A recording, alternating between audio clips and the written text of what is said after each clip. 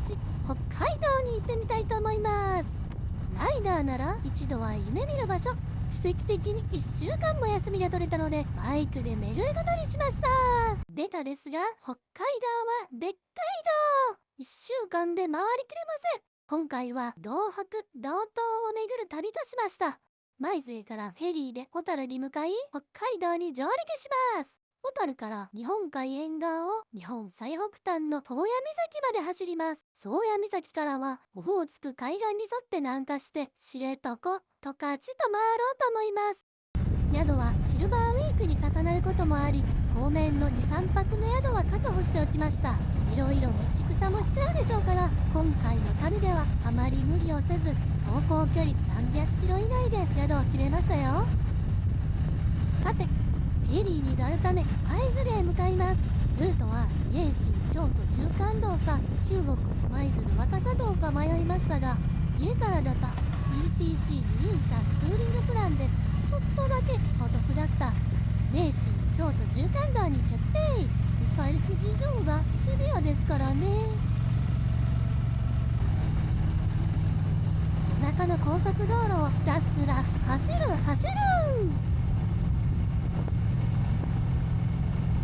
京都中間道に乗り換えてから舞鶴までが結構長かったです。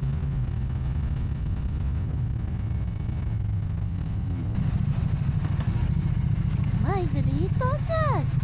市街に着いたらまずガソリンを入れて、北海道に着いたらすぐスタートできるようにしておきます。それとフェリー内で食べるお菓子と弁当を確保。ツーリングの燃料はガソリンだけじゃありませんからね。フェリー内に持ち込むバッグに荷物を移し替えました。準備を整えてフェリーターミナルに向かいました。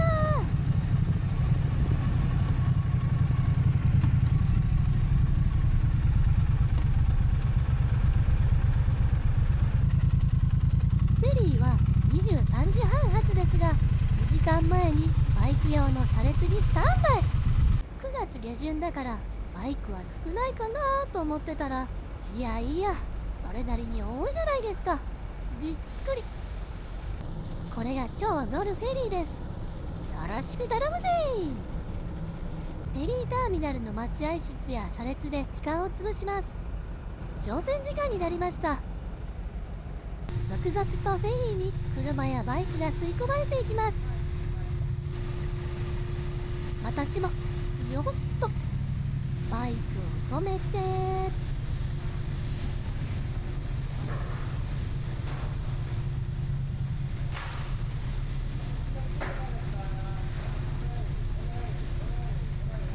客室に入ります。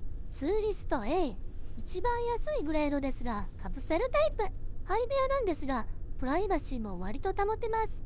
昔の雑魚寝時代を思うと文明は進化しましたね。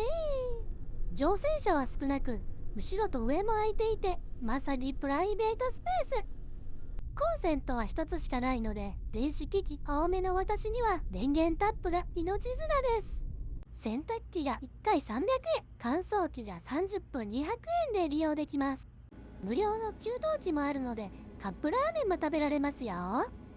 外に出て出港を見ようと思ったら強風で後ろの広いデッキには出られませんでした。横の小さなデッキには出られたので、離れゆく舞鶴を眺めながら北の大地への期待に胸が膨らみます。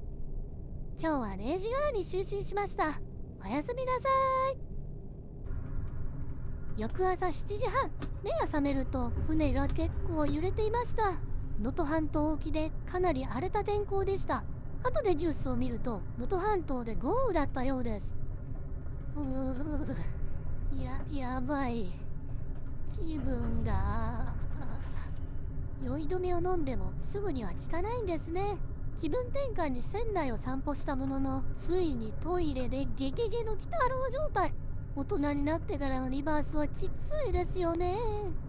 何年ぶりだろう。気分悪く、その後また寝て13時頃に起きると揺れはマシになっていました。一安心。これならもう大丈夫かなと思ってカップラーメンを食べました。薬も効いてきたし、これでまた元気にと思ったらまた寝ちゃいました。20時15分、ホタルに到着。警告より30分早かったです。ペリーが接岸し、バイクたちが次々と発射されていきます。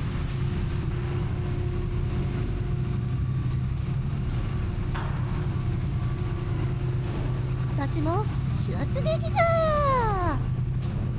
北の大地をいよいよ踏みしめます。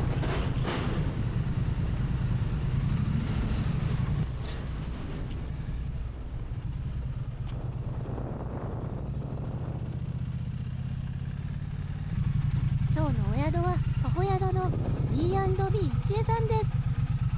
小樽運河の夜景を見ながら宿に向かいます。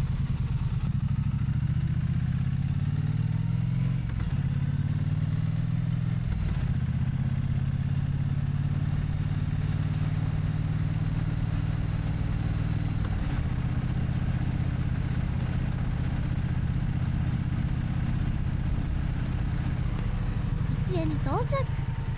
予約の時に近くのセイコーマートまで来たら電話してくださいと言ってくださっていました。とっても気さくで親切なおかみさんが近くまで迎えに来てくれました。夜もおかみさんの弟さんも交えて千葉の落花生をつまみながら話は弾んで楽しいひとときを過ごさせていただきました。今日はベリーでたっぷり寝たはずですが、お布団に入るとすぐに眠りに落ちました。明日から本格的に旅が始まります。ワクワク。おやすみなさい。それではまた次の素敵なツーリングでお会いしましょう。最後まで見ていただき本当にどうもありがとうございました。